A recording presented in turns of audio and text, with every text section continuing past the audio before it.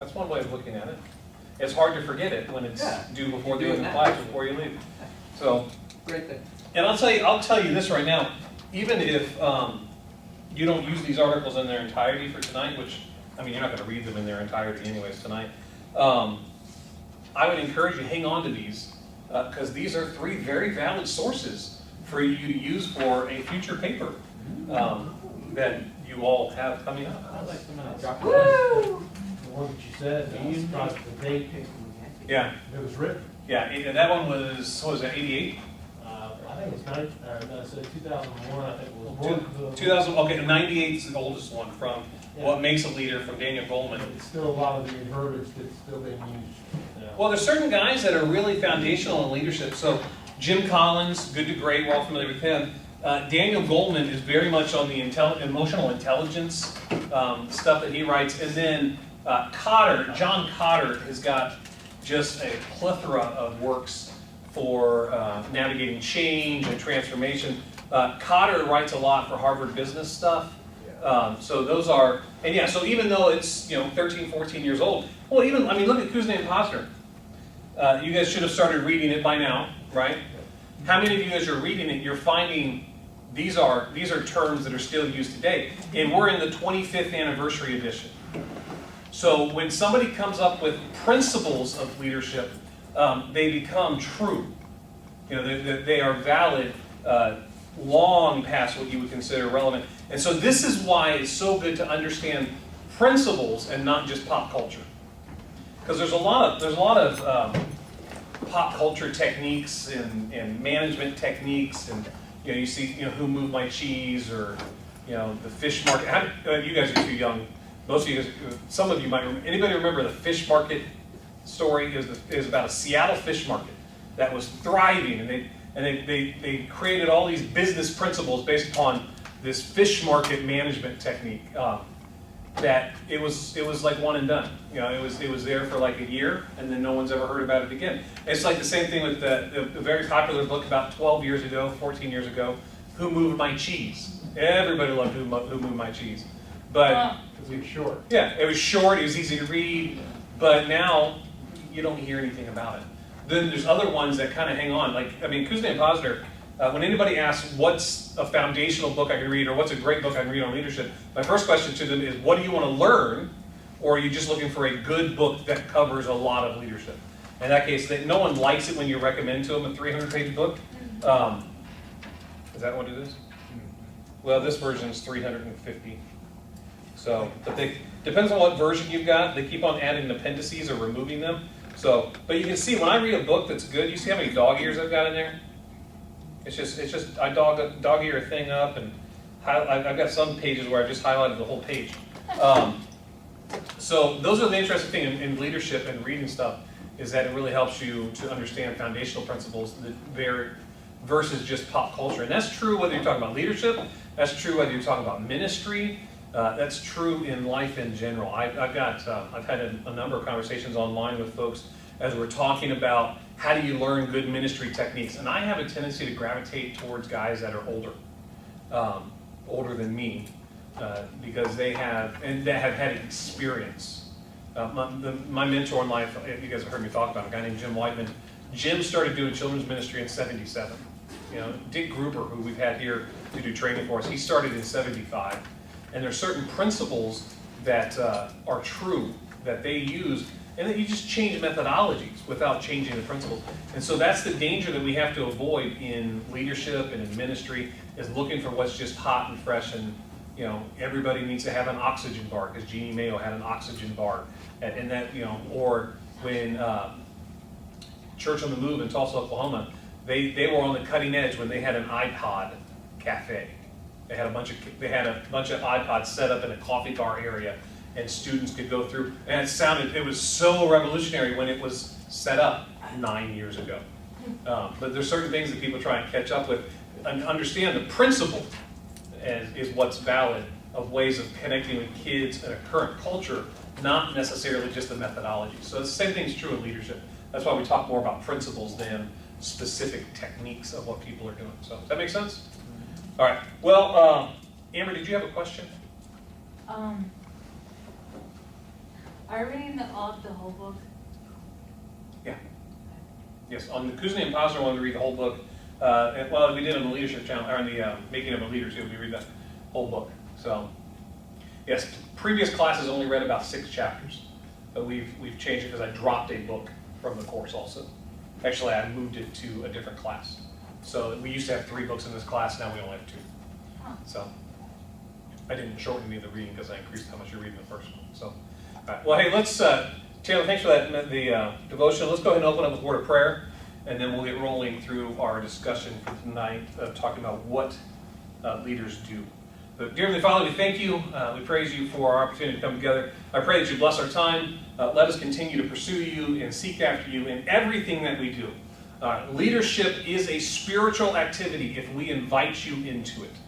If we do not invite you into it, it's just an act of futility of us making our own efforts. Things that you bless will flourish. So we pray this evening that you would bless our time. Let it be fruitful for each and every one of us that's here. Let us be blessed by your presence. In your precious name, amen. Amen. All right, so tonight we're talking about a couple of different things. We are talking about leadership structures and developmental processes since we finished the Clinton book. How many of you enjoyed the Clinton book?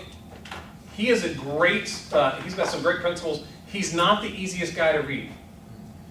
He is a very technical, engineer-minded person. So if you found it hard to read, do not feel bad. I do not enjoy reading Clinton just for reading Clinton. His principles are great, but the process of reading him can be very cumbersome. And my professor in my doctoral program loves Clinton, so I have 5 books by him that I have to read for my next class, and I'm not really looking forward to that because that's in 2 weeks. So it's an exciting time to be reading Robert Clinton. But it's good stuff. It's good stuff. So just share. I know it's been a couple weeks since, it's been a week since you finished it. Just share something that really stood out to you in that process as you're reading through. What was something that you found very helpful or interesting? Andrea? I wrote about this in my paper. He talked a lot about how integrity and character and how that all works in development. And he made the notion that integrity and character are not the same thing. And that really stuck with me because a lot of times we're like, okay, we have to have integrity, we have to have integrity, but that's not the only thing we're supposed to have. Character is made up of so many different things, but integrity is a very important part of it.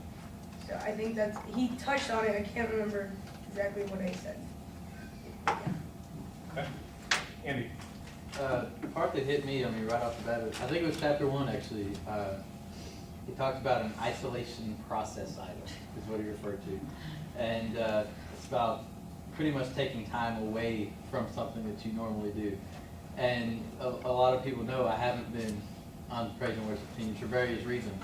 So he's talking about whether you choose to or whether your circumstances take you off of there or away from it. This is still a chance for you to grow in your personal relationship.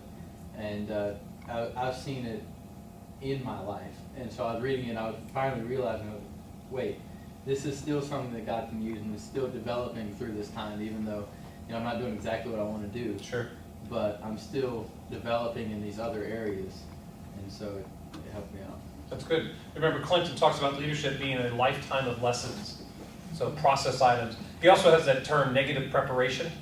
That it's always interesting anytime a book has a glossary. You know that they've come up with a good set of terms for themselves. Somebody else. I think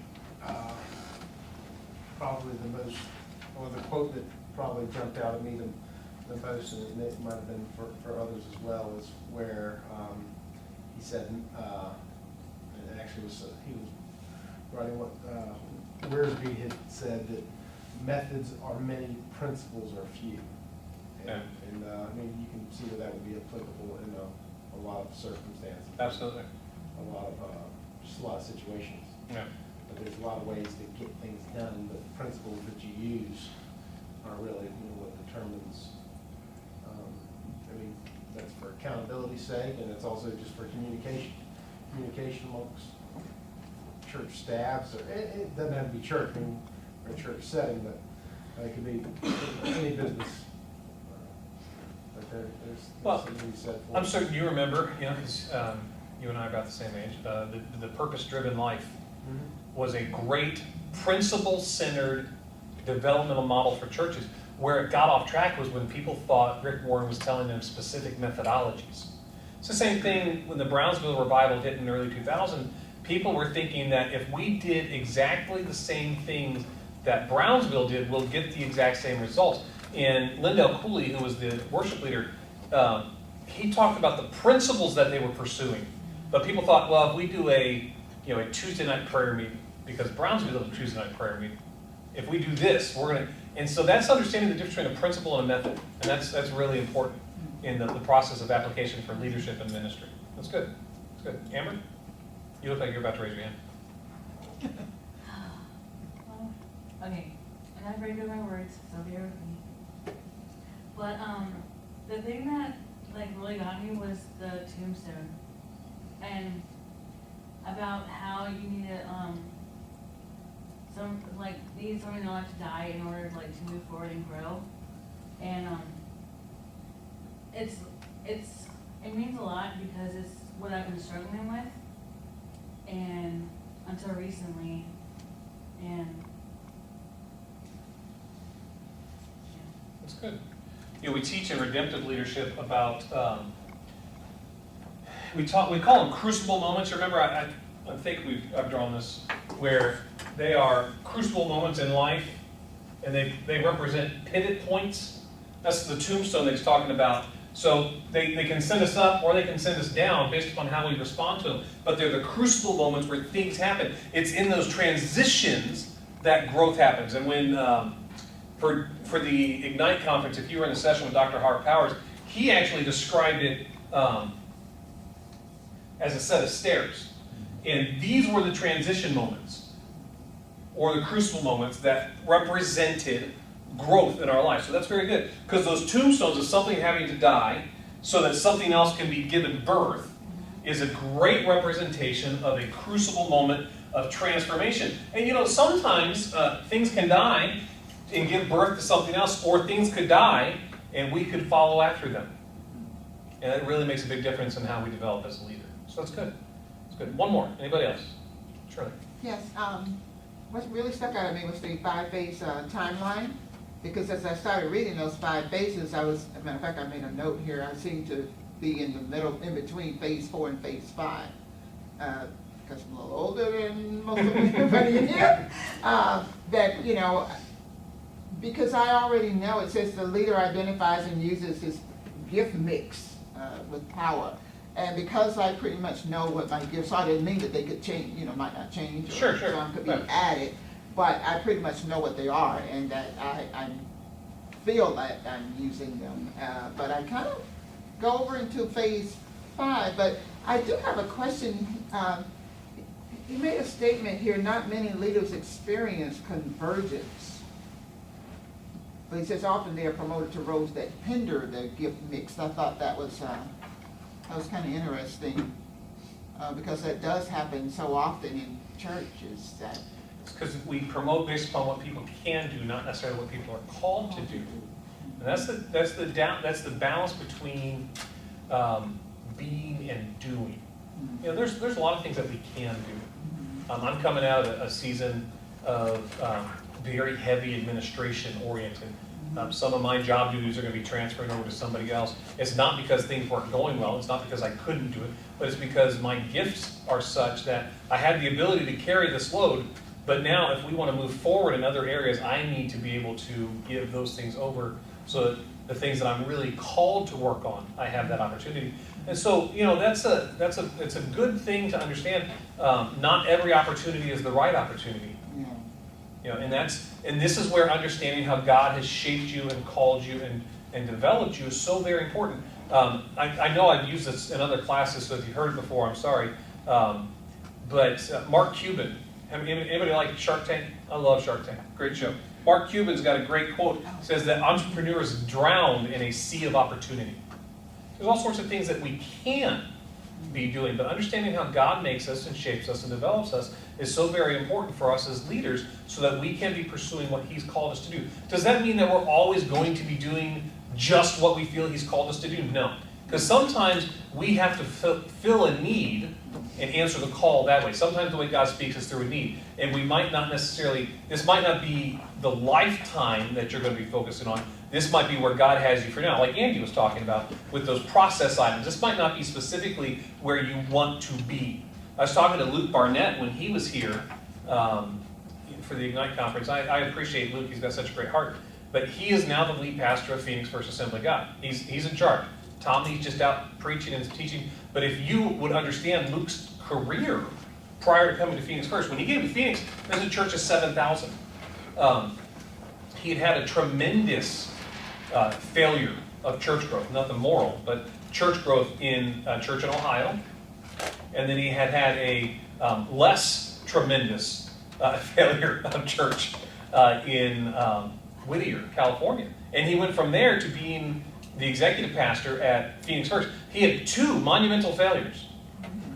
And now he's the senior pastor of a church that is running 17,000, 18,000 people. The church that he was at in Ohio was so bad that he showed up to church on a Sunday morning and the guy that owned the building, who happened to be the former pastor, had chained the doors shut. How do you know? That's a failure of some sort. But when talking to Luke, those 2 things weren't necessarily ultimately what God was going to have him do. But he said, I saw them as God teaching me and seeing if I would be willing to serve where he had me, and if when things first got hard at Phoenix, whether I was going to push through or whether I was going to quit. So being able to identify something as a process item is so very important, but also understanding your gift mix and how that affects you ultimately. What it helps you do, that convergence, is really understanding who God has shaped you to be, what your gifts are, and how you can provide that ultimate contribution to the kingdom. And that's so very important. That's what we'll talk about tonight as we go through the developmental structure. So let's go ahead. I really appreciate the thoughts. So you guys, it sounded like you had some good takeaways from Clinton. Like I said, even though he's not the easiest guy to read, don't feel bad. I'll show you some of the books I've got to read, and you'll go, oh yeah, that was easier. It's not that the books are necessarily very technical in manner. It's just he writes them like outlines. It's so you don't get a flow of what he's saying. So he's brilliant, but hard to read. So It's work. I mean, one of the comments that I had put that I enjoyed, some of what I got out of it, but to really get my money's worth out of the book, I actually would need to go back and read it a couple of times. Yeah, absolutely. digest it as I go. So what Clinton's got going on right now, if you're curious, he's in his 80s. His wife is very sick, and he has taken all of his research and he's turning it over to some of his proteges who are developing more easily digestible pieces of information based upon his research. So he's given it to him and said, here, take this and make it consumable by your average leader. Or it's because he's very technical in his writing. So don't feel bad if you found it hard to read. I don't like reading Clinton. So, all right. So just some of the core leadership beliefs that we're building off of. The heart of the leader directly impacts his or her ability to lead. The heart of the leader sets the tone for the organization. The organizational culture directly impacts the way people experience the organization. This is, again, something we already talked about. Then the way people experience the organization directly impacts the organization's ability to fulfill its mission. And ultimately, as an organization, if you don't fulfill your mission, you have failed. And each organization has a slightly different mission, although within the church, we all share a similar mission. So I wanted to walk through the Clinton timeline just with everybody together here, just so we can look at some generalizations and we can see some examples of that timeline in a model. Shirley pointed out something very important to notice in the ages, kind of as we walk through things, but I want us to understand that age is not always the appropriate measure. There are some, so it's a generalized timeline, right? It's amazing how often things that are generalities really are very applicable. It's like, most stereotypes aren't true, except they really are.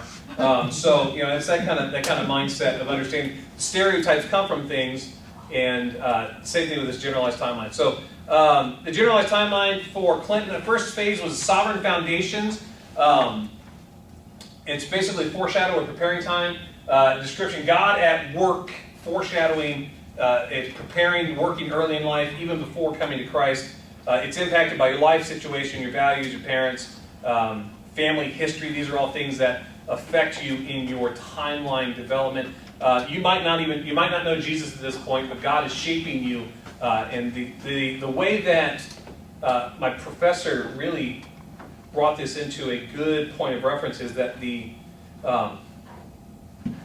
seeds of your path, the seeds of your past, are reaped in your future, but that doesn't mean that you're always bound by what happened in your past. But where you're heading in the future is found in the seeds of what God had done in you previously. So these are things to understand, that things that happen to you, experiences you've had, they shape where you're heading. I know for myself personally, there are certain things that were positive and negative that I do want to repeat again, or I never want to repeat again. Relationship on a staff is so very important. Based upon the first church I was on staff at, I came on staff a month after the church split. It went from 350 to 75 in a week. So we were doing everything we could to survive. Yeah, it's not normally a time they're hiring people, but when your children's pastor shows up on a Sunday morning and quits, and you've got a Bible college student there who says, hey, I'm looking for a job, they hire you pretty quick.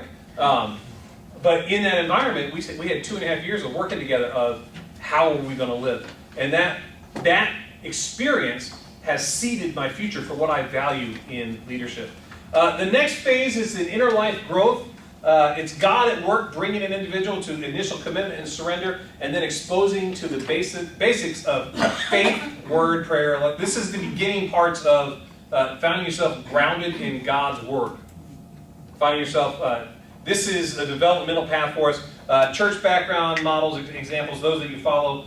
This is a grounding/growth phase. Then the next phase in Clinton's model is the exploring or doing. It's the ministry maturity, which actually, in this model, we've broken into two parts. You've got ministry maturing A, which if we want to put this in general age brackets, this is typically your early to mid-20s. Even all the way up to 30-ish, as you're looking at that. God at work, bringing opportunity for a variety of ministry options, time of exploration, and doing desire/distraction. This is impacted by desire and distractions, need areas, opportunities. This is typically the early times that you're actually in vocational ministry. This is the other thing I want you to understand. Clinton wrote his material specifically to those that either are pursuing or are currently in vocational ministry. So a lot of leadership material is great, but understand Clinton was specifically writing to those going into ministry as a career. So that helps you understand why some of this is a little more specific. Then the second part of that ministry maturity, which we call ministry maturity B, it's God at work calling a leader into deeper dependency and intimacy, or being. It's impacted by responsiveness, initial work, and priorities. This right here can be a protracted period of time in somebody's life. You see, it hits a plateau because this can be a season where somebody, they find a sweet spot in ministry where they feel like they're doing a lot, and it's going well, but it might not necessarily be helping them grow closer to God. People can get lost in ministry. And so ministry maturity B, this requires somebody to change the evaluation of their motivation and what's actually happening in ministry. I had a great conversation with when I was in Tennessee a couple weeks ago with a children's leader. They're 32-ish right there, and they're like, I'm just at the point where I'm asking, is there something more to what we do? Not that they're dissatisfied with their job, not that they think things are going, they're not unhappy with their church, they love their pastor, they love everything that's going on, they got a great team, but they're just at that point of evaluating, how can I make a deeper impact? This is kind of that second phase. This typically happens in your mid to late 30s. Of trying to figure out, okay, what does this look like? And this is when it moves into that life maturing. Once we start pursuing those deeper things and we focus on our dependency on God, it moves into that life, which is where it's we're trying to integrate and define what ultimately becomes our contribution. So life maturing is followed by convergence, which is that focus and contribution. The life maturing phase is God at work, calling, bringing deeper life processing, and beginning to integrate who and what of a leader. So this is more than just doing. This is when we've learned to move into a new phase of being. And I think this is an important developmental process. And oftentimes it's hard for younger leaders to see this because there's so much to do. There's so much to do. I just want to get out there and get busy. And this is, in reality especially for those of us, or those are our students that are in velocity, there's that constant pull of God's called me to do something. I don't have time to go to school. I don't have time I want to go do ministry. But if we don't see the process items as important, what we can do is oftentimes miss opportunities for growth. I've kicked myself several times. Now, I don't regret ultimately where I'm at by any stretch of the imagination, but there's certain things in my developmental process that I wish I had taken more time to learn from guys when I was younger. I had the opportunity to work at a church when I was in Minnesota in college as a volunteer, would have been under a great children's pastor, but I was so cocky and arrogant, I thought, I know what I need to do, and I went and found a job as a children's pastor while I was in college. I think I would have been better served to spend more time under a mentor, learning and growing. But those are difficult times, because sometimes you feel like I'm just spinning my wheels, because we don't see what God's doing. And it's typically when we get to this life maturing phase that we can reflect back on if I had spent more time in my preparation. It's one of those things where people say youth is wasted on the young. And it's not that you were necessarily wrong in your youth, but there are ways that you can look back and say, man, I could have grown here. And as we grow in this maturity, we start seeing opportunities for us to develop and integrate who God has called us to be. And this is what Shirley was referring to a little bit as we move into that convergence, which is focus and your contribution. It's God at work bringing together all of who the leader is with what he has shaped a leader to be, setting aside the good for the best, understanding of life shaping and role. This typically happens in the 40s and 50s as you're starting to look at your contribution to the kingdom of God. You start to see leaders shift.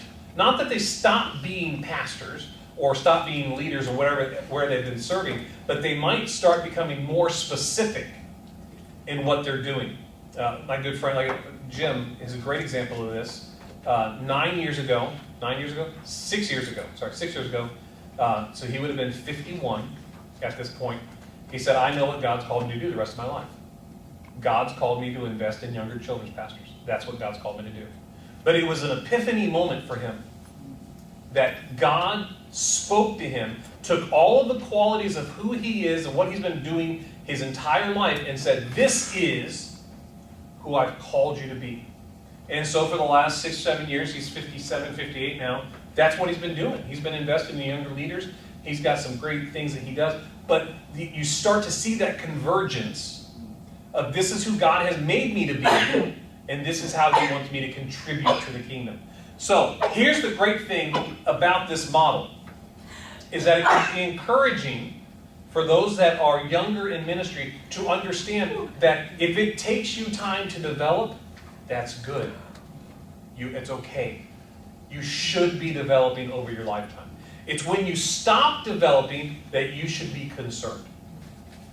When you stop growing, because healthy things grow, and growing things change. But see, here's the reality. So now we've got all these little lines in between here. The sovereign, these represent transition moments, don't they? The little lines between the blocks. And I can tell you from personal experience that several of them are uncomfortable. When you start transitioning from recognizing that what you've been doing for the last 10 to 12 years might not have been what God's called you to, or that God is getting ready to call you into a new season of doing something. Nobody likes transition. I don't care what people say. People say, I'm good with change. I love change. People like change that they initiate. Yeah. People don't like change that other people initiate. And when it's God working on you and the Holy Spirit, and sometimes God works on us in uncomfortable ways. Sometimes some of us that are more bullheaded, we have to learn through pain and difficulty. And God doing something in us so that he can do something through us. You know, the last church I was at on staff before coming here to Bethel, it was my home church. I was there for 9 months. It was a horrible, horrible experience. I knew my third day in the office that it was a bad choice, that I had made a mistake going there. And I tried to make a good go of it for 8 months before I started looking for another job. And at the end of my time, Me and the senior pastor were in his office having another disagreement with energy. And I just looked at him, I stopped him and said, Pastor, you're not happy with me. I'm not happy with you. Give me 3 months and I'll find someplace else. And he said, okay, I think I can do that. That was on a Wednesday night. He came to my office on Monday and said, I changed my mind. I want you out by the end of the day. But that was a painful experience. But here's what I took away from that. God, because for the longest time, my goal had been to work at my home church. I wanted to go back home, be with my family, work at a home church. It was not the senior pastor I had grown up under, but a lot of the same church members had been there. And finally, God, he shared with me that I had to let that dream die so that something better could happen. But that was a pivotal moment for me. It was painful. My brother-in-law asked me during that season, he goes, is this why a lot of people walk out of ministry? I said, yeah, this is why a lot of people walk out of ministry. Painful moments can cause people to step out of where God has them. So understand that these transition moments are good, but not always pleasant, right? So convergence typically happens as somebody's been in ministry for a season and they move into the later times of life. Not that 40 is the later time of life by any stretch of the imagination, but it is a maturing phase. And then the last phase here, we got Billy Graham as our example. How many of you knew that was Billy Graham? I'm not. Okay, well, we'll work on you there. Work on you. It's that afterglow. Finished reflection. God allows the leader to experience deep fulfillment and realization of a life well spent, impacted by age, health, intentional choices, and obedience of previous years. This is that 70 to 80. It depends on. I mean, Dr. Graham is, he's got to be approaching 90. He's in his 90s. Yeah, he's been around forever.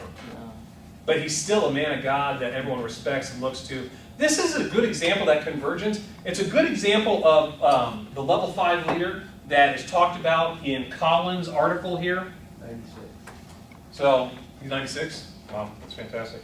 So if you look here, you don't have to turn there, but as he talks about the level 5 hierarchy, that level 5 executive builds enduring greatness through paradoxical combination of personal humility plus professional will. Maxwell talks about a level 5 leader that is basically they lead through who they are.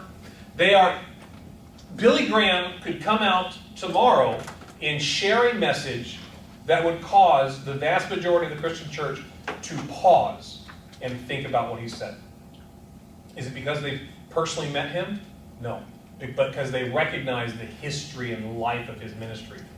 These are things that's an example of that afterglow where somebody leads out of who they are and what God's done in them, and they get to enjoy that, not position, but that influence that comes through a lifetime of faithful service. But don't get wrong, you're never done ministry, okay? There's just seasons that life looks differently. So if we're looking at that as a generalized timeline, if we just kind of get a feel for it, there's some overlap that we're going to see in your sovereign foundations, your inner life growth, your ministry maturing might have some definite overlap there, your life maturing. These don't necessarily happen one at a time. There is an overlap to them. So this is, like I said, this is just a general look at it. I just thought it was important to see that. But if we look at a compressed timeline, maybe you got saved at a later age. So if somebody grew up in the church, their sovereign foundations are going to take longer. They're probably because you're young. But if you talk to somebody that got saved in their 20s or 30s, and this is going to be compressed. Until God called. And how many of you had the opportunity to interact with somebody like that they're like, I found Jesus at 19. And their life is so much different. Not that God wasn't working in them before they knew Jesus, but they start taking things and they compress them. So don't get into this mindset that if you haven't had 10 years of sovereign foundations and 5 years of inner life growth, you're not really ready as a leader. This is just a general idea of what things look like. And the next slide gives us kind of a generalized time frame as how we're looking at it. So kind of, that birth to 12 years old, if you grew up in the church, you're looking at sovereign foundations, you got foreshadowing, family of origin, geographic/history. These are things that are affecting you. That next phase is that inner life growth. and again, this is based on Clinton's material, so you can tell Clinton's material is a little older because I think in today's culture, some of these numbers would definitely shift back. Of people, we have fewer people growing up in church. We have fewer people that are.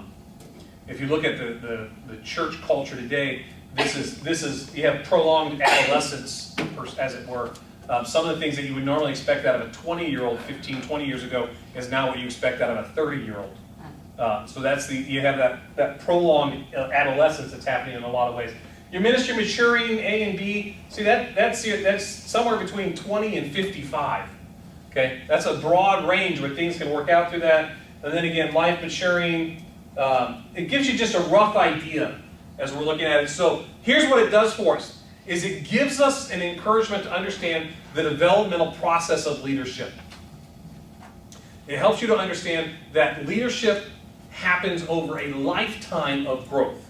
This is Clinton's main principle, is that leadership, it's not, you never arrive of, boom, here I am, I've got it all figured out. It's a continued investment and development in who you are. The way I lead now versus the way I led 15 years ago is very, very different. Very, very different. Which is good for everybody around me. Just trust me on that, okay? It's very good. So let's do this. I want to go through some leadership development disciplines. So we're going to go through the next couple of slides, and then we're going to take a brief break. And we'll come back, go through some leadership structures, and then we'll get you to your classroom assignment. Okay? So I want to understand that in the process of development, there's some certain things that we need to be aware of. What are some of the factors that affect us? Culture. Where did you grow up? What environment did you grow up? What has God called you to do? Or how was that call conveyed to you? Think about the difference between the way Peter interacted with people and the way Paul interacted with people. Both were called, but Paul seemed to have this different sense of urgency. I think he definitely had a more forceful presence about him. Not that Peter was a slacker by any stretch of the imagination, but it's one of those things that if you look at the developmental process, Peter walked with Jesus. Paul had an encounter on the road that was transformational. So the nature of the call. What community do you live in currently? What community do you live in currently? What did you grow up in? How has conflict impacted your life? How have you handled it? How has it, those crucible moments, how have you handled them? How have you transitioned through or from them? Some people, and we talk about this in Leaders Foundation, some people hit a crucible moment and they don't go up or down, they actually go backwards. And what they do is they get into a cycle of they get someplace that they're comfortable, they come back here, they go back here. Now it looks like a Pinewood Derby car going downhill.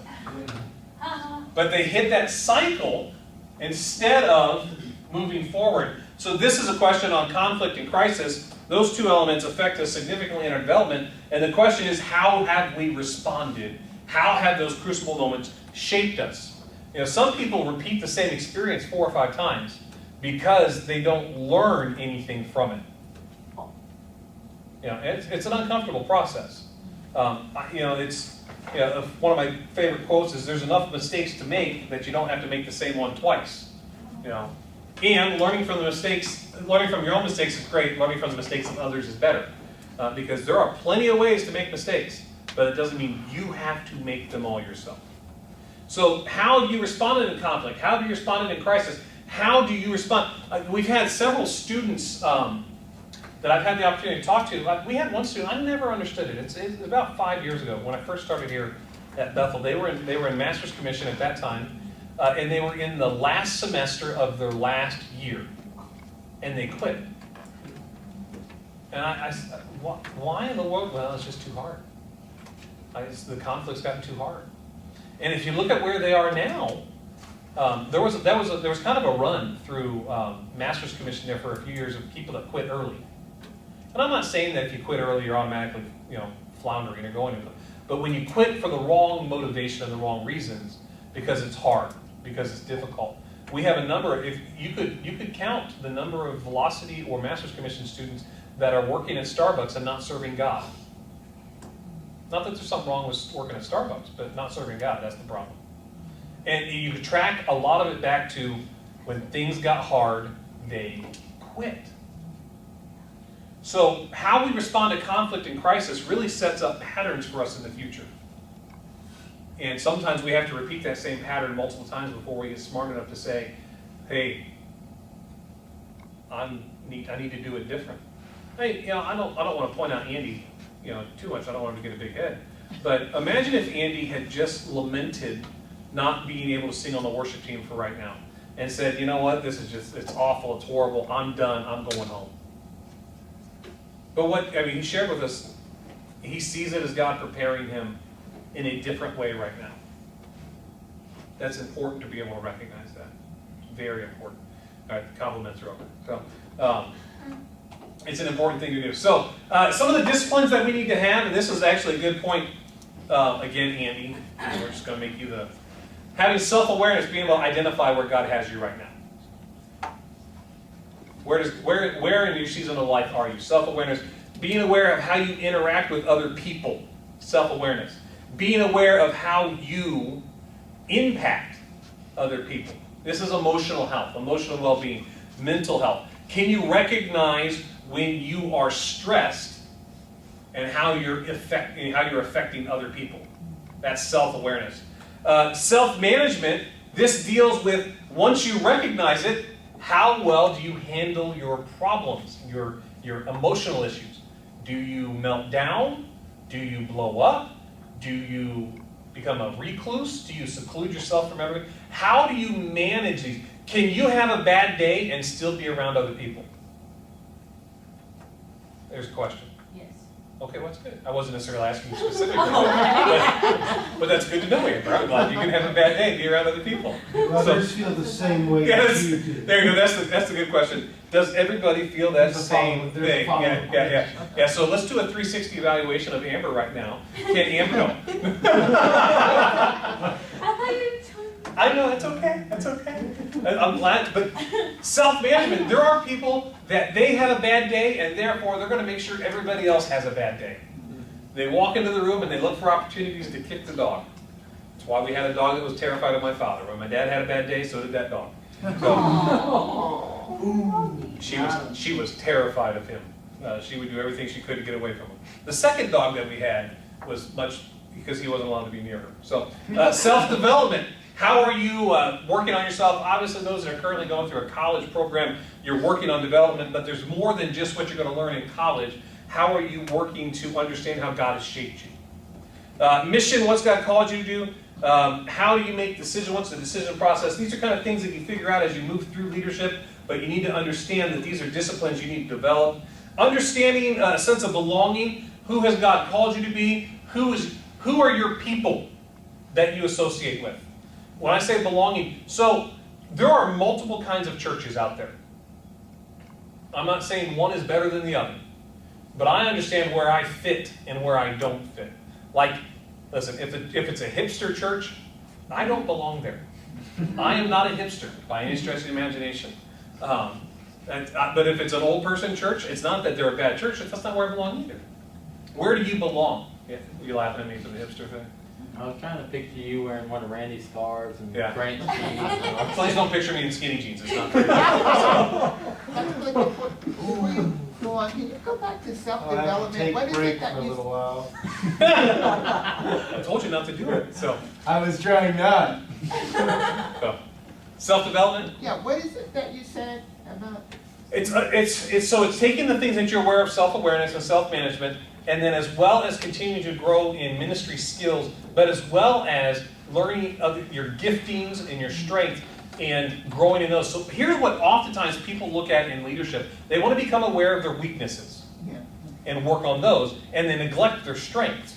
But if you neglect your strengths to benefit your weaknesses, eventually what happens is what was a strength will become a weakness.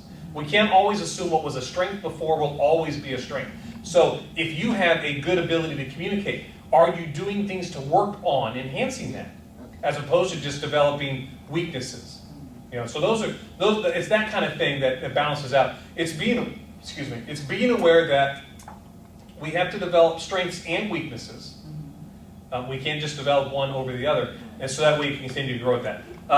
Then the last thing, discipline, is the aloneness. Are you comfortable being with God? You and God. I know it sounds like almost like an oxymoron in the context of Bible college, but you would be amazed at how many ministers always want to be busy. They don't spend time in the disciplines. They don't spend time working on the things. So let me encourage you, focus on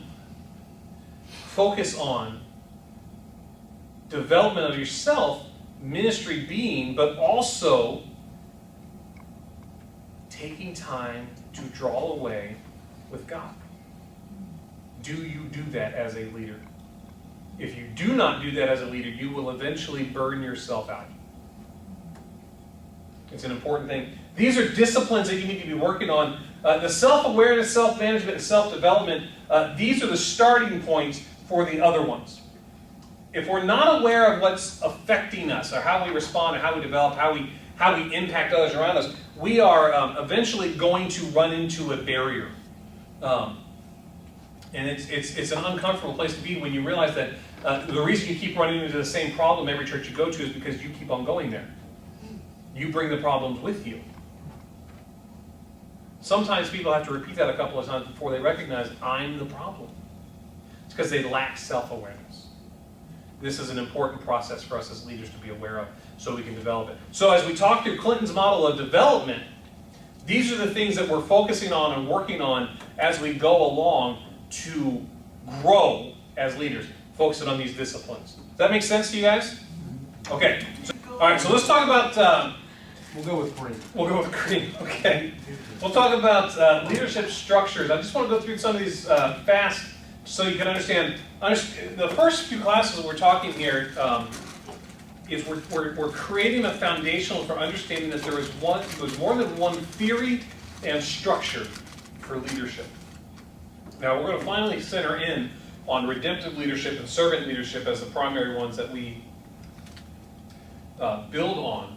But even the other models that we look at, we find value in them because there's structures and value that can be pulled from them. And as with anything, when you lock yourself into a single way of doing it, you lose the opportunity to expand impact and influence. So let's look at the redemptive leadership model. It's made up of 5 pieces. The first piece is competency, which is knowing what to do.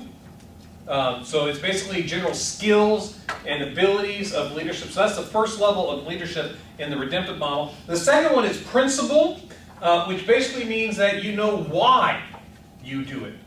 Why is this important? It's like the story of the lady cutting off the ends of a ham. She cuts off the end of a ham, puts it in the oven, and finally one day her husband asks her, "Why do you cut the ends off the ham?" And she tells her tells her husband because that's the bad part of the ham. He goes, "Well, my mom never did that." "Well, my mom always did," she says. So he calls his mother-in-law and says, "Mom, why do you cut the ends off the ham?" And she said, "Well, because that's the bad part." And he said, "Well, I've never heard that before." And she goes, "Well, we've always cut it off, and it's the bad part, and that's what my mom always did." So he calls Grandma. "Grandma, why do you cut the ends off the ham?" And she said, "Because that's as big a pan as I had." She was cutting the ends off the ham to get to fit the pan. But everyone else thought you're cutting the ends off the ham because it was bad. That's the difference between competency and principle. Knowing what to do versus knowing why you do it. That's the difference. That's the difference between the first level and second level of leadership in the redemptive leadership model. Competency, there's all sorts of people I can teach skills to that will never understand why something is important. It's not because it's because they don't want to. They're not necessarily really looking to grow in their leadership. But that second level of leadership, knowing what to do and why it's important, is part of that growing process. So that's, again, think about the model that Clinton had. Sovereign foundations, inner life growth, ministry maturing. As you move through things, you start evaluating, this is what I've been doing. How does this impact things in the overall? So there's that growth process. The next part of the redemptive leadership model is character. So if we think of the redemptive leadership model like this, it builds on itself moving this way. But these first two deal with external qualities or doing.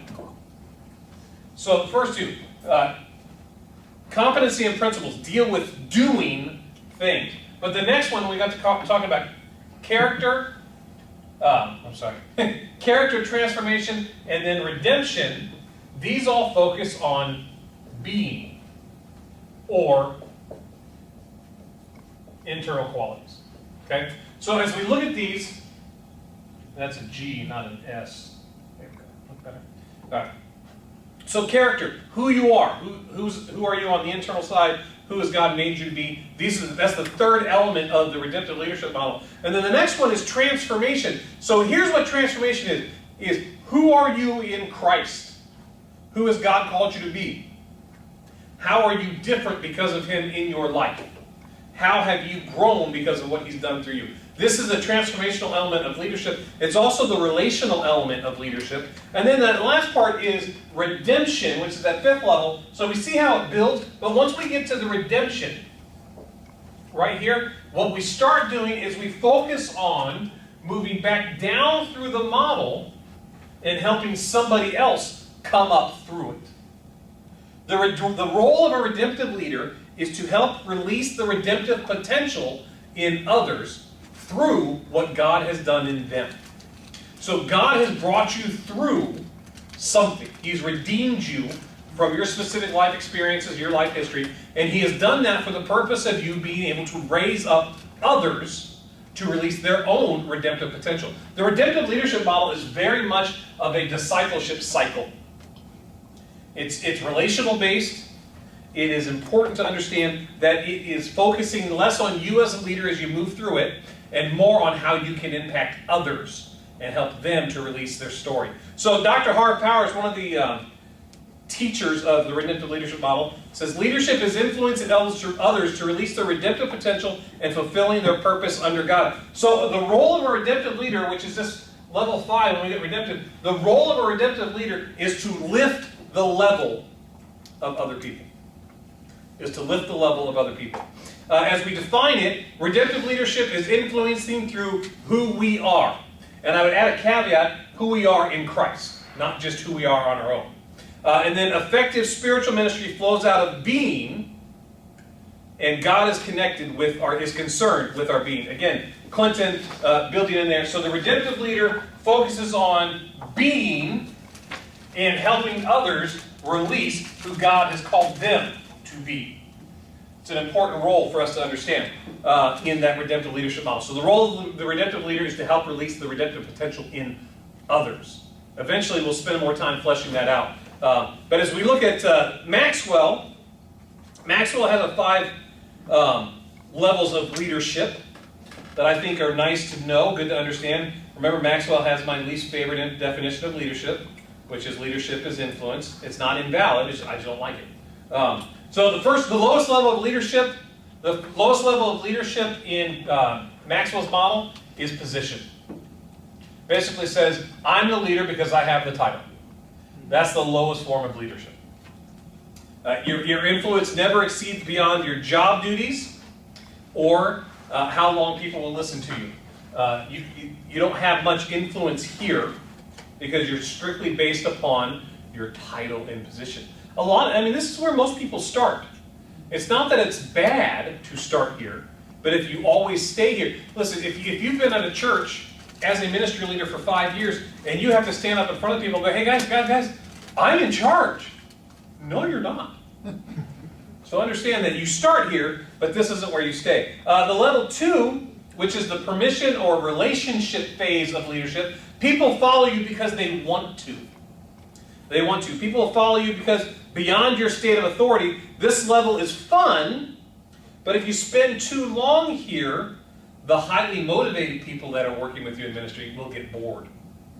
You know, there's some great people that are Pied Pipers. They're everybody's friend. But if all you're ever doing is, hey, let's build a relationship, those that want to do will eventually say, okay, I'm going to go someplace else. You know, Maxwell teaches, he's got a great book, The 21 Laws of Leadership, it's either leadership or he's got so many numbers in his books. Irrefutable. Yeah, irrefutable. One of them, the law of the lid is in one of these books. It's either the 17 laws of something or the 21 laws of this, or I don't know, he's got a bunch of numbers in his books. So I have a hard time keeping him and Lencioni straight on on the numbers that they have. But Maxwell's law of the lid basically is this: if you want to lead 7s, then you need to be at least an 8. If you want to lead an 8, you need to be a 9. And this is that permission/relationship. If you want to grow and get the highly motivated people to work with you, then you need to make sure that you are moving in the right direction. Which is in that third level, which is the production of results. People follow you because of what you have done for the organization. This is where success is sensed in most people. They like you and what you are doing. Problems are fixed with little effort because of momentum. People want to be a part of something that's happening. This is a great place to be at in ministry because it gives you the opportunity. People want to be part of something that's doing something. If you have momentum, build on momentum. Do the best you can. Level 4 is the people development of production. People follow you because of what you've done for them. Not just for the organization, but what you've done for them. This is where long-term growth occurs. This is when you move from having people that work for you to people that work with you. There's a big difference. You can see the difference between a level 4 and a level 1 leader, can't you? Level 1, I'm in charge because I'm in charge. I've got the title. Level 4, I'm in charge because I've invested in you personally. A level 4 leader sounds very much like a servant leader, as we talked about, that is the first among equals, focused on developing others. This is that nature. And then level 5 leader is that person, the personhood or respect. People follow you because of who you are and what you represent. Going back to our early example, this is Billy Graham. Billy Graham, listen, when I was in Bible college, I was working for the Baptist dude because it's Billy Graham Ministries. I can support Billy Graham Ministries because of what he's done in the world in impacting salvation. So understanding that this step is reserved for the leaders who have spent years growing people and organizations. Few make it to this level, and those that do are bigger than life. They are people that they are leaders, and they might not have a national platform. So that's where we have to be careful. Maxwell is very much about being noticed. But there are those that are level 5 leaders in the context of their local ministry that they're respected in their community because of the years of investment that they've given. The years of investment. So I think Dr. George Wood is approaching this level for certain in ministry. Dr. Wood he's the general superintendent of the Assemblies of God, and he's a phenomenal leader. And even once he steps out of being the superintendent, he will have impact for years to come because of who he is and the respect that he's garnered from that position.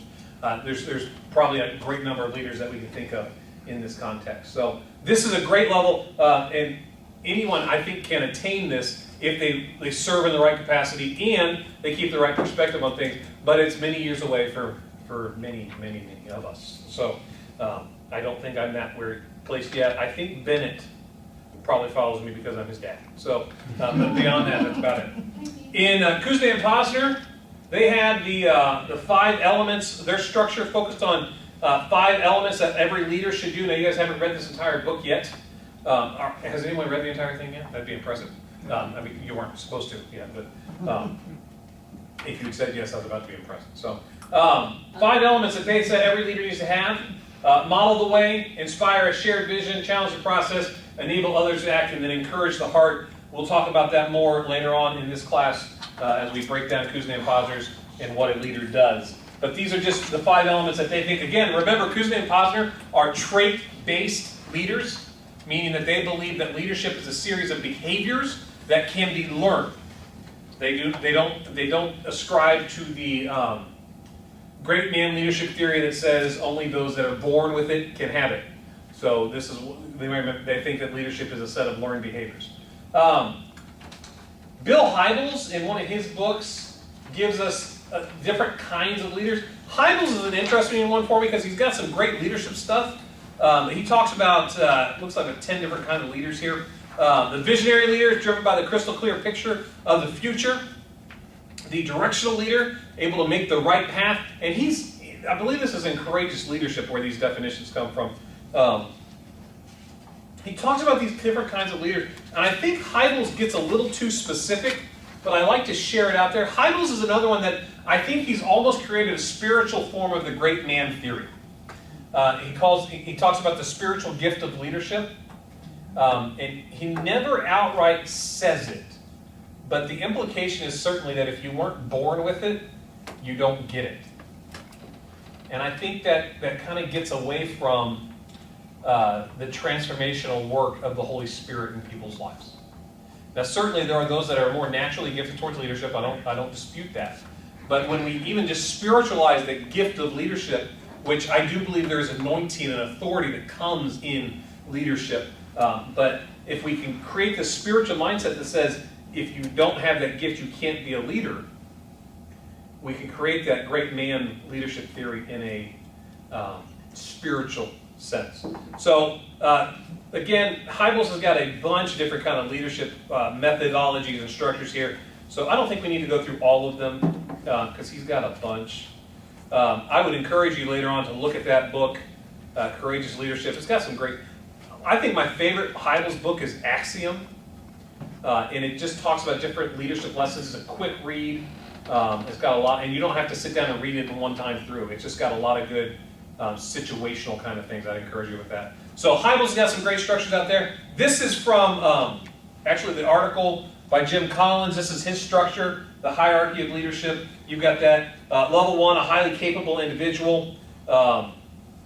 That's the made productive contributions through talent, knowledge, skills, work habit. The level 2 in his hierarchy is the contributing team member. They learn to go beyond being a person, an individual person, that they contribute to the achievement of the group objectives, working effectively with others in a group setting. Level 3 is a competent manager, organizes people and resources towards the effective and efficient pursuit of predetermined objectives. Obviously, you can tell he's writing to a business community.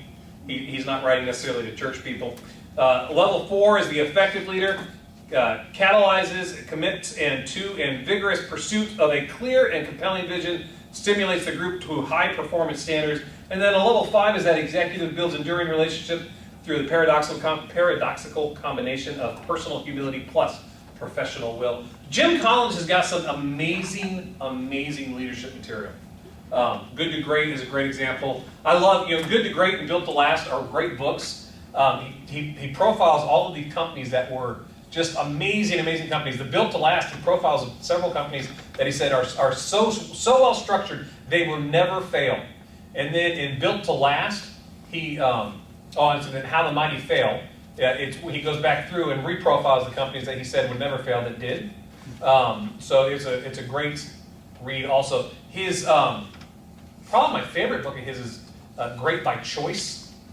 A great, phenomenal book. I'd encourage you to read that. But he's got some great materials. Then as we look at servant leadership as a structure, servant leadership has a little different approach to it. It's the first among equals. The first among equals. The servant leadership has a very flat structure. Now, it's not to say that there's no line of authority, but if you lead from the position that you believe everyone has a valid idea, has the ability to lead, has value to the team, you approach it differently. And we talked about the model, the difference between an autocratic, a paternalistic, and a servant leadership. You guys recall that? Okay. Basically, the autocratic is a dictator. The paternal leader treats everybody like their child. Children need to be corrected and directed.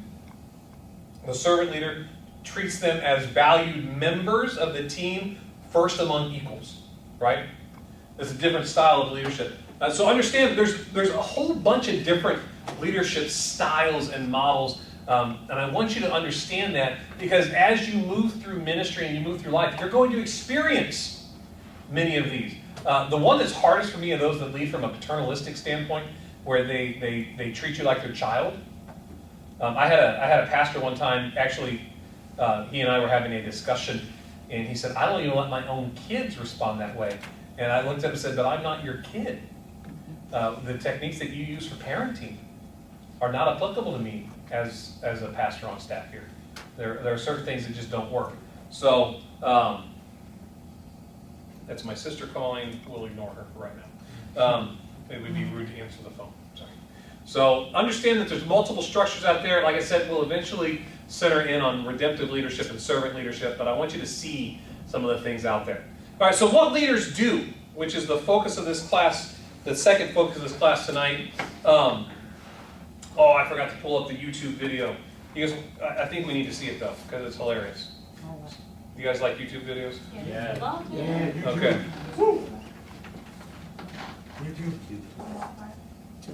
What he said. It's not on Google, it's on YouTube. Ha ha ha ha. Did you just say if it's not on Google, it's on YouTube? Or you realize they're owned by the same company, right? Google and YouTube are the same company, right? It's all a conspiracy. Yeah, they're the same company. So if it's on one, it's on the other. So, okay, so as we're talking about structures here, what leaders do, I think this is an important note. So let's get this in here. This is called Leadership Lessons from the Dancing Guy.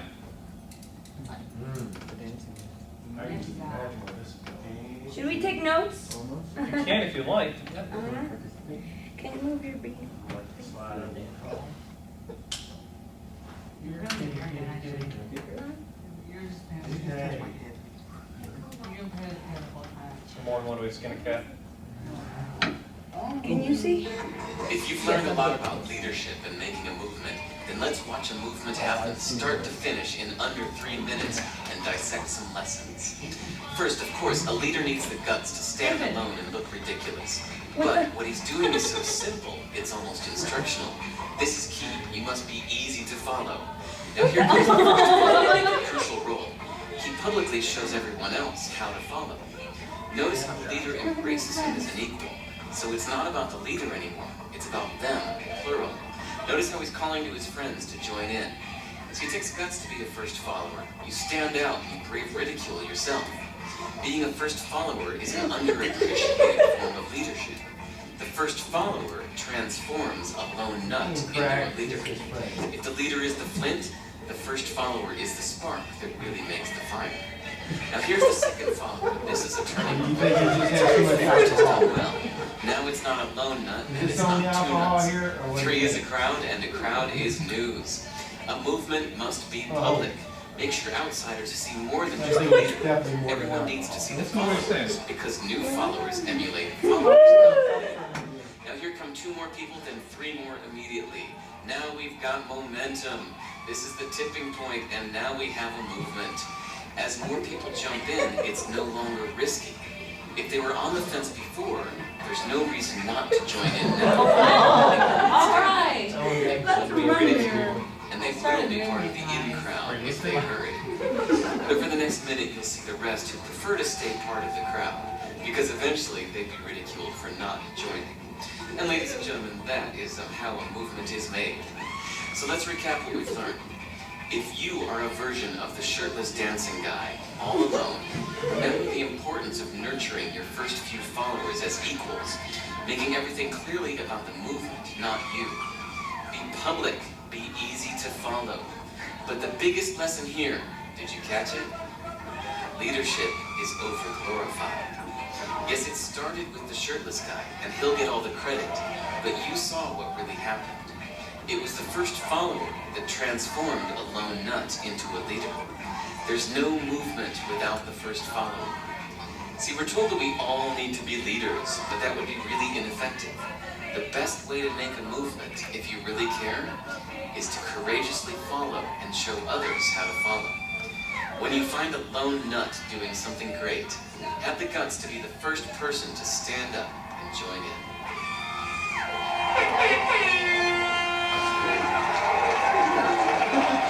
That's from a TED Talk.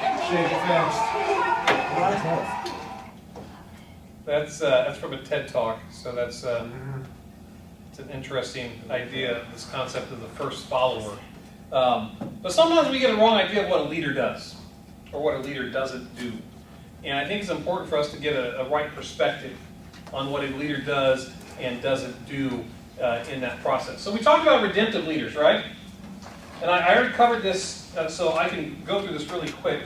Not that I've been going slow. But redemptive leaders raise the potential of others around them by helping them to release their own redemptive potential, right?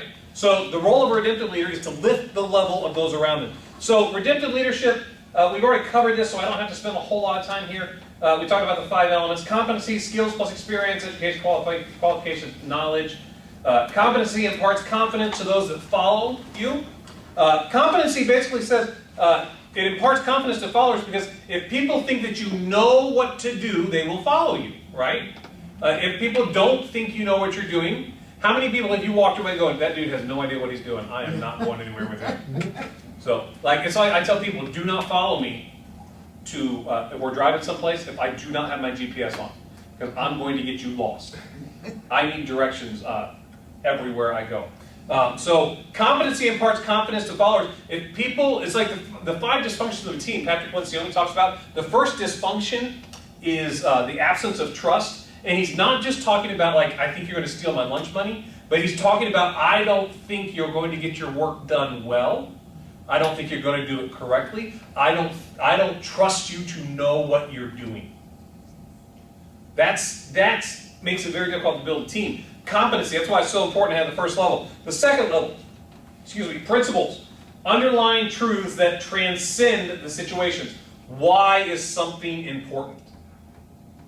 Principles impart understanding to followers. So, talking about greeting ushers. So our ushers at Bethel, they really, really, really want name tags. They really do, and it's a big deal for some. But Pastor Glenn doesn't want them to have name tags. And here's why.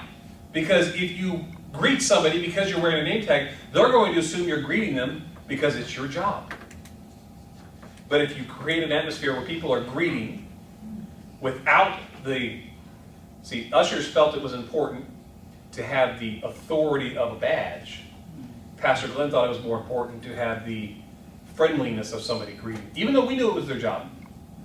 New guests, they didn't realize it was their job. It's also why it's a good thing to put new people at the doors for ushers and greeters, because they don't know anybody, so they're going to greet everybody like they're new.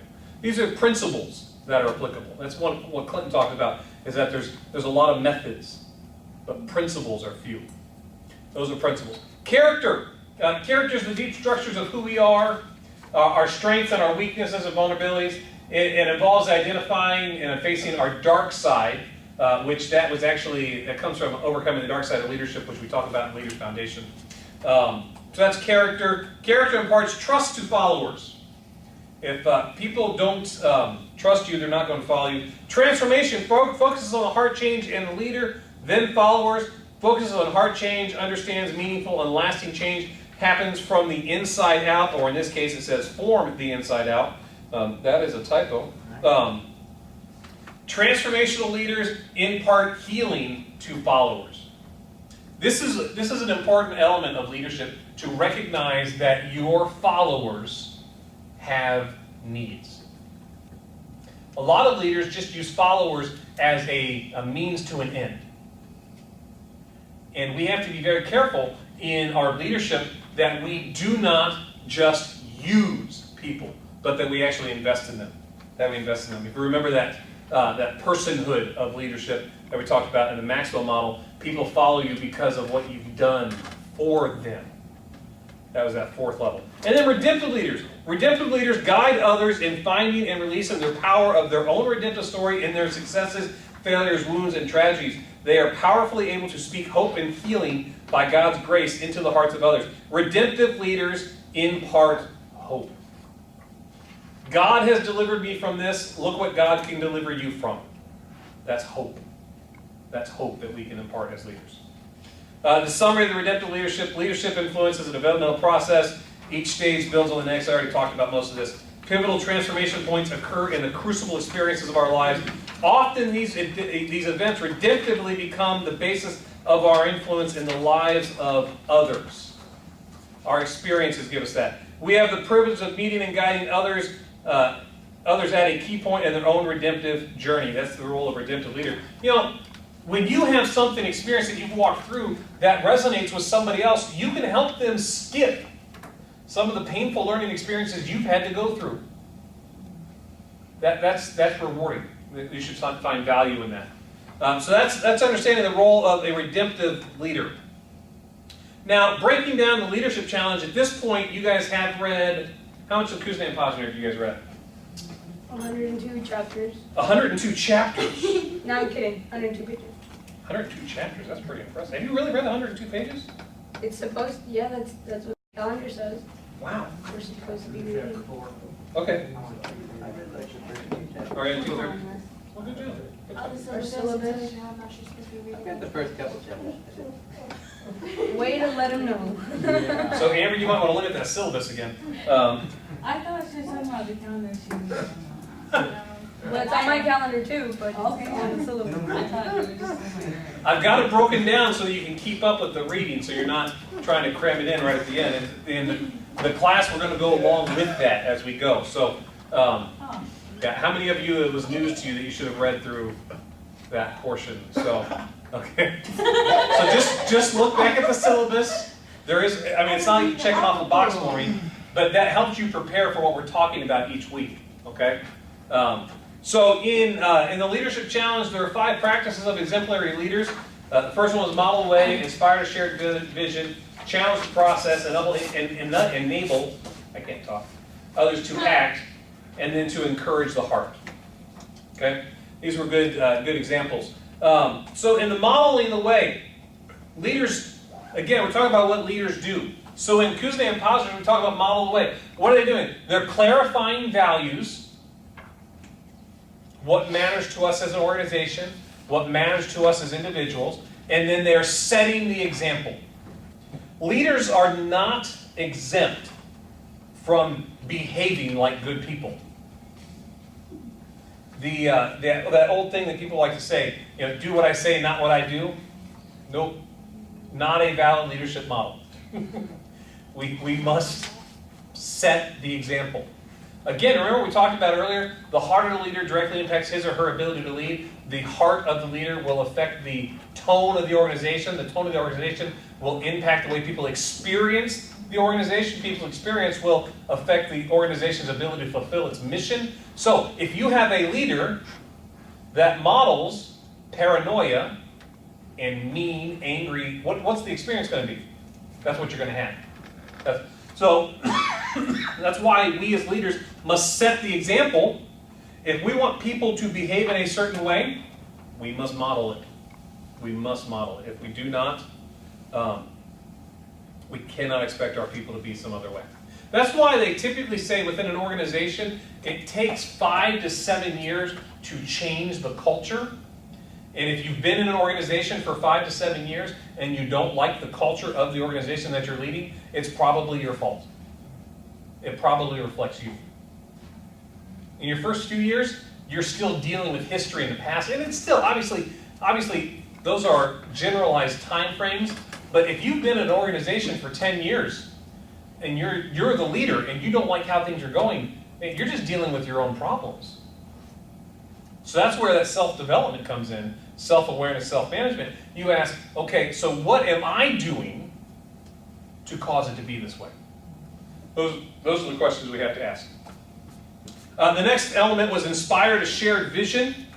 We envision the future. One of the roles of a leader is you are the chief cultural architect. And so you have to paint a picture of what it can look like. What is the ultimate goal? What are we trying to do here? What are we trying to create? Not that we're there. Not that we're there, but this is where we're heading. You know, and one of the big things on Inspired to Shared Vision is consistency. Some leaders, I had a pastor I worked for in California, he loved to say that he had built a culture of change. You know, the church just flows with whatever I want to do. We built this culture of change.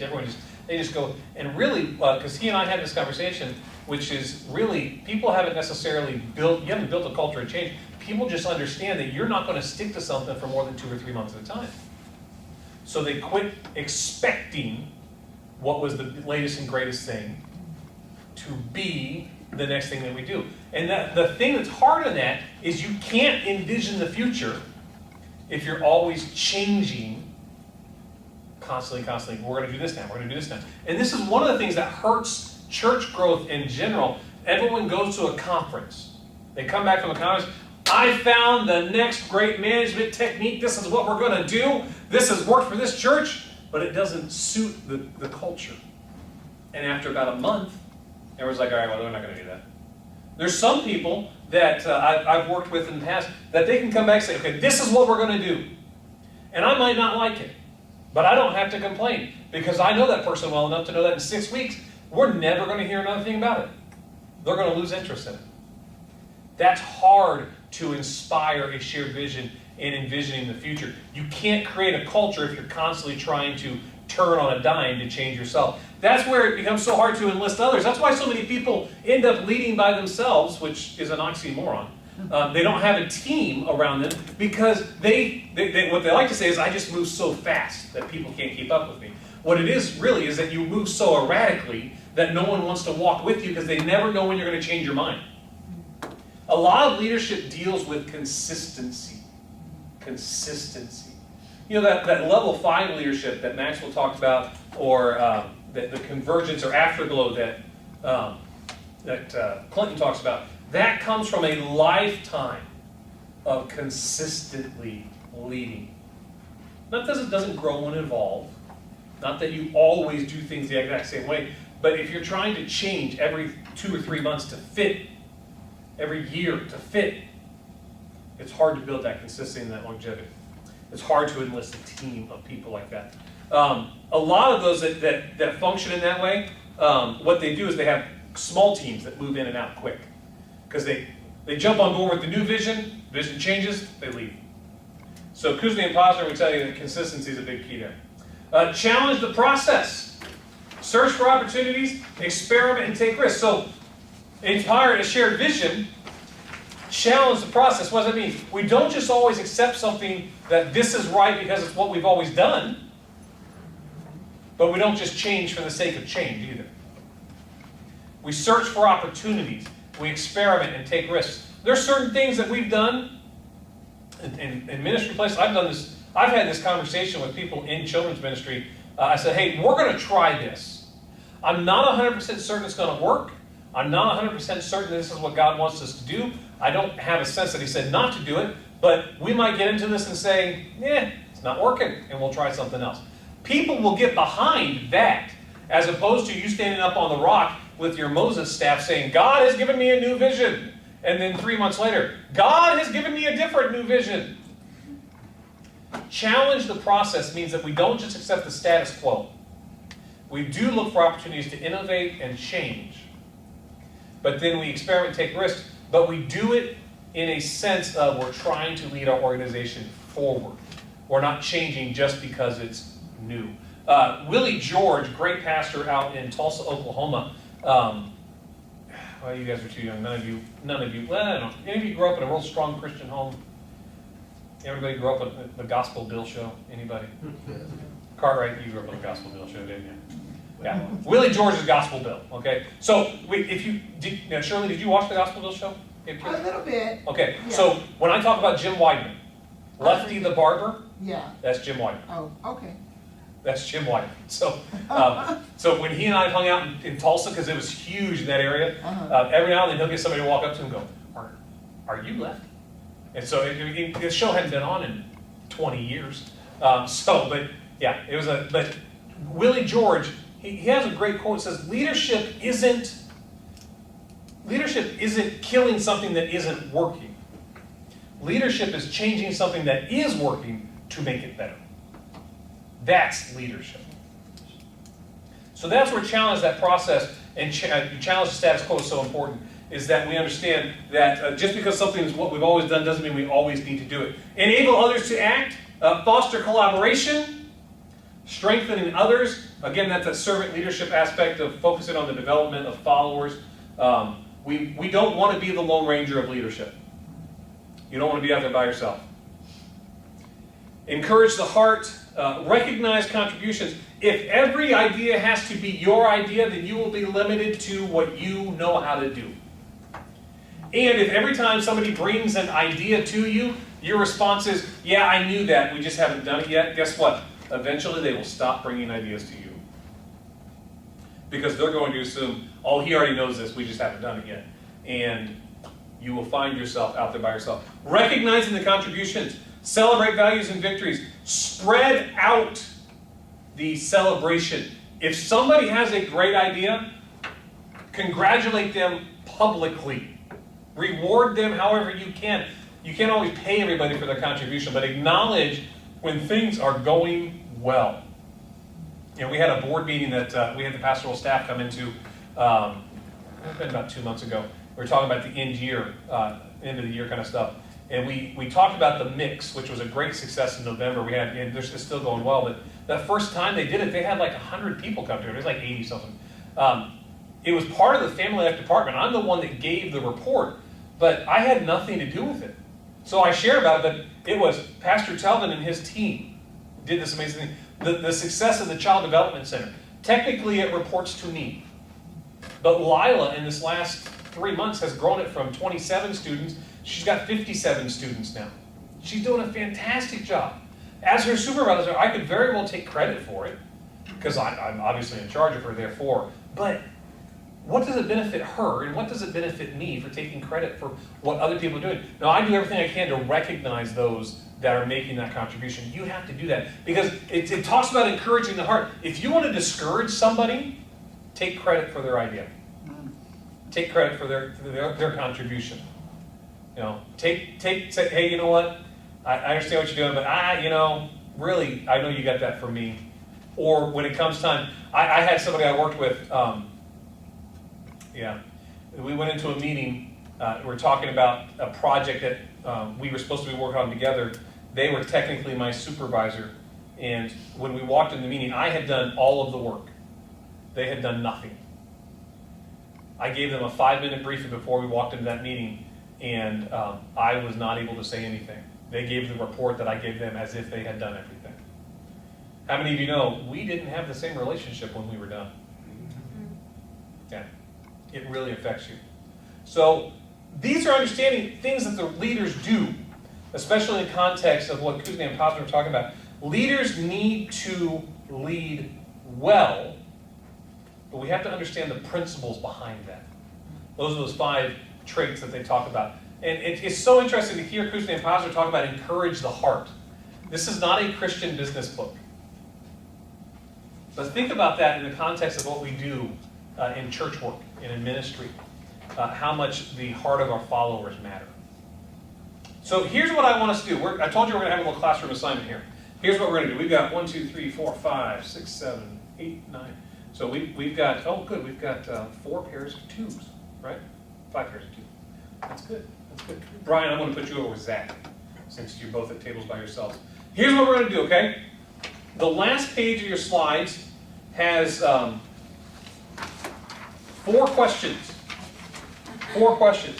Because remember, one of the goals of this class is to help to create a lens for a scriptural, biblical worldview of leadership. Okay? So I want you to be able to make evaluations of some of the material that we talk about in leadership. So the 3 articles that I gave you are going to be applicable here, along with the slides and the conversations that we've had here. So I want you to take, we're going to take, let's see, it is 7:53, so by the time we get out of here, it'll be 7:55. We're going to take 20 minutes and come up with some short answers to these questions, and then we'll come back and get reflections from everybody. So that'll put us back in here at 8:15. Let's go to 8:20. So we'll do 25 minutes if you guys have a chance. You can stay in here, you can go to the mezzanine, you can go wherever you want. But I want you to break into your team, so whoever you're sitting with, that's who you're with. We're going to take 25 minutes, and I want you to come up with answers to these 4 questions. What are essential qualities of a leader? What qualities that we covered tonight do you feel are unnecessary? You're allowed to say, I don't think this is important. You might decide, oh, I think this is all important. I'm not sure how. You can even rank them. I don't care. How do you reconcile the secular material to frame it with the Word of God? So, Kuzma and Posner, some of the leadership material. I've just given this to you as source material. You might not have it memorized. You probably don't. That's good. And then the last question is, what scriptures support your position? So how do you apply the Bible in the context of what we're talking about? We're not going to have long presentations. You might just have a chance to answer a couple of things.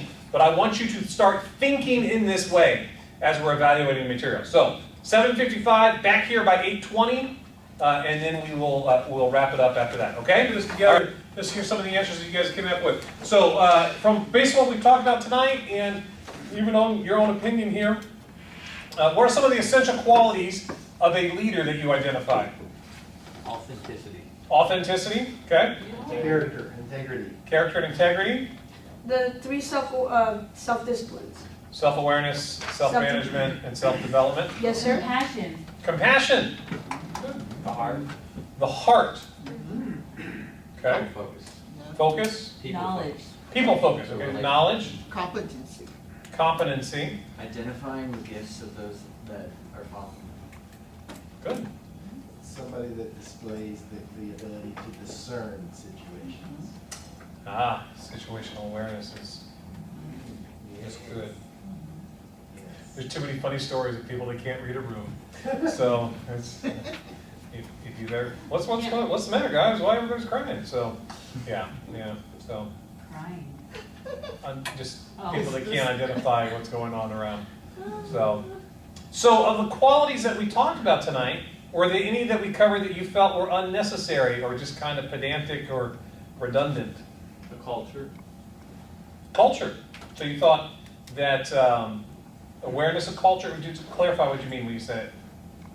Like when you were mentioning Yeah. the environment that, that you grew up.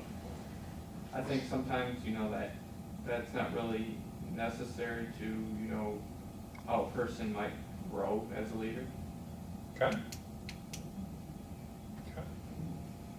Can I discuss about this? You may. Coming from a different culture, and I consider language and who the character that your parent is in consideration to what my friends, and what they grew up with. I would consider culture a very important thing because even just mannerisms, my mother will not consider and has taught me not to consider things to be appropriate because of our culture. And I think that's very important coming into an American view of what, let's say, language is, or whatever it might be. Not saying English or Spanish. I'm saying your slang, or what we consider is okay to say, and the way you say it. And in Spanish, you can be a lot rougher when you say things, and it won't be taken as sensitively as in the American language. So I think culture. Like sissies. No, I'm just saying. That did just happen. I'm just saying there's a lot of things that if I were to say in English the way I would say it in Spanish, a lot of people would not feel comfortable. And I'm trying to say culture is very important to how I want to lead. And if I lead it the way I would lead in a Hispanic church, it's a different thing. I mean, taking the side. You go ahead and say something. I'm gonna get my bleeper ready.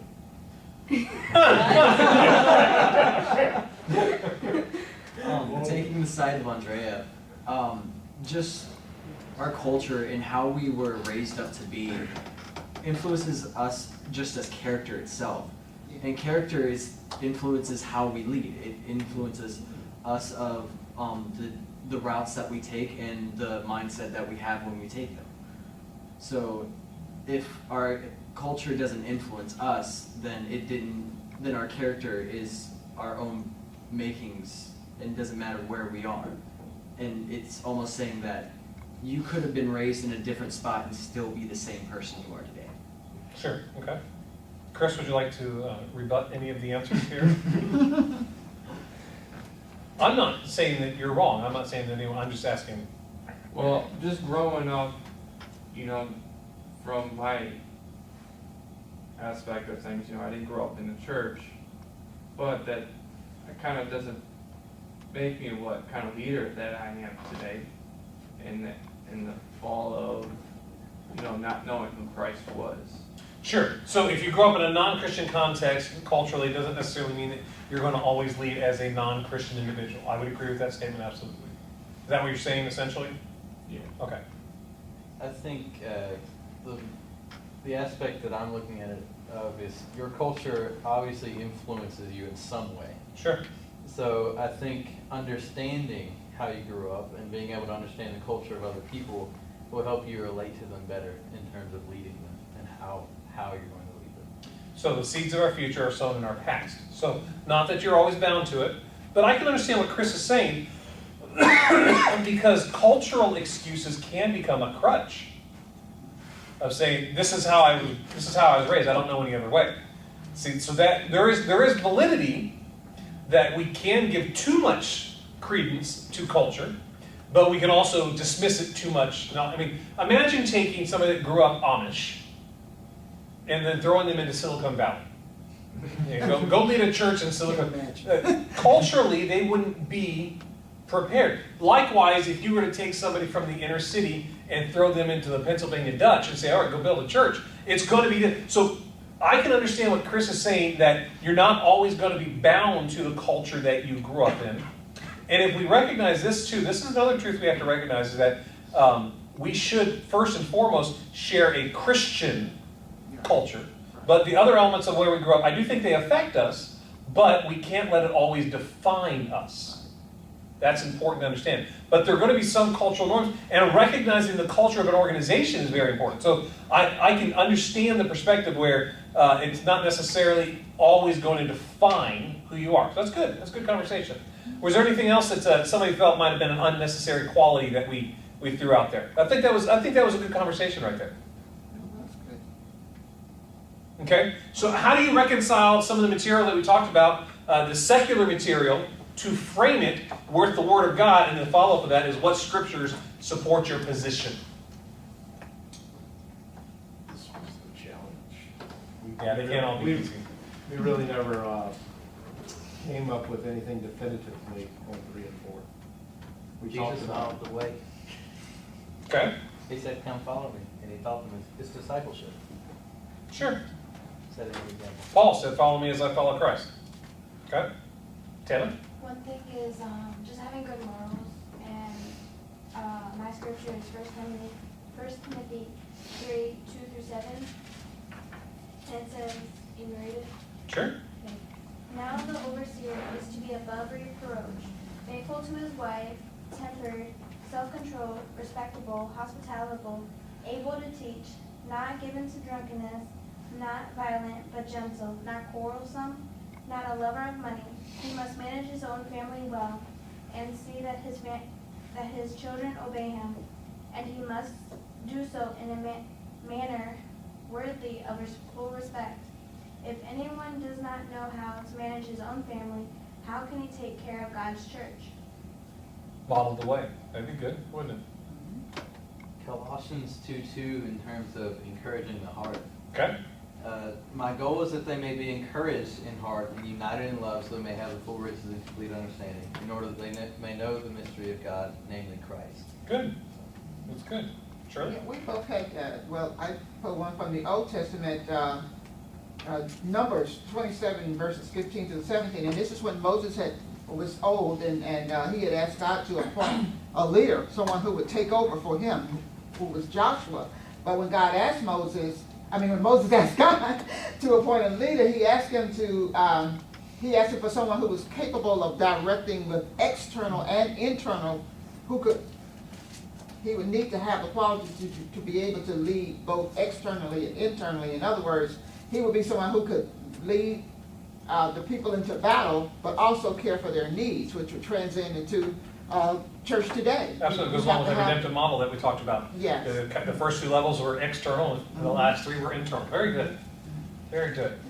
The idea of like, if you look at it from secular as in business, a lot of times you see a lot of conferences and a lot of just inner growth in the sense of skill, and you can see that when even in the little things where Jesus sat down with the disciples and teach them and had his own time with them, and in Mark 5:37, it's just a little tidbit where he says, oh, you know, he permitted no one to follow him except Peter, James, and John, the brother of James, and he was aware that he could connect with these three men in a way that they would be able to learn and grow. And that's essentially what most of the disciples did, grow. And I think that can be brought into secular and into biblical, because you have to grow to grow the business, to make the business good. Sure. That's good. Chris? I have an Old Testament and a New Testament scripture. The Old Testament, you know, how earlier you were talking about in kids ministry, how you were, you know, you saw a new vision, and in Proverbs 16:1 says we can make our own plans, but the Lord gives the right answer. And then in the New Testament it says, do to others as you would have them do to you. And that really sticks out, because, you know, we want to be, you know, in an atmosphere, we want to be treated as, you know, fair, and, you know, and as, you know, and, you know, being brought up, you know, not a Christian, you know, working in environments that, you know, that were unhealthy. You know, I've seen high leaders, you know, treating employees dirt, you know, and Sure. and today, you know, just, you know, now being saved and, you know, being in the church, you know, we as leaders, we want to treat, you know, people that we're discipling as they want to treat us. That's good. That's good. I appreciate the perspectives. Here's why this is an important exercise for us to do. There are principles of leadership that will draw from secular contexts. It doesn't make them invalid, but I think an important part of leading in the church is to be able to make application connecting to scriptures. And that's so very important. That we had a leadership training last night talking about the relational nature of leadership, and almost all of the lessons that we did coincided with a scripture somewhere. And here's one of the dangers that we can have in leadership cultures today, is that we can pull stuff from leadership organizations, books, and stuff, and never make application to scripture. And you should never have a meeting and or a lesson that you are doing. It's ironic because I didn't have any specific scriptures I shared tonight, but you shouldn't have a follower development plan without including, where's the application to this in the Bible? So I want to encourage you in this, especially with your final project, as we talk about the difference between secular and Christian leadership and work. I want you to be able to start evaluating, okay, here's a good principle. Can I back this in Scripture? Can I find this as an application in a church story, in a context? I want you to be able to start doing this, because this helps you develop the right lens for what we're doing. So I think you guys did a good job. I appreciate the time of putting that forward and working on effort. So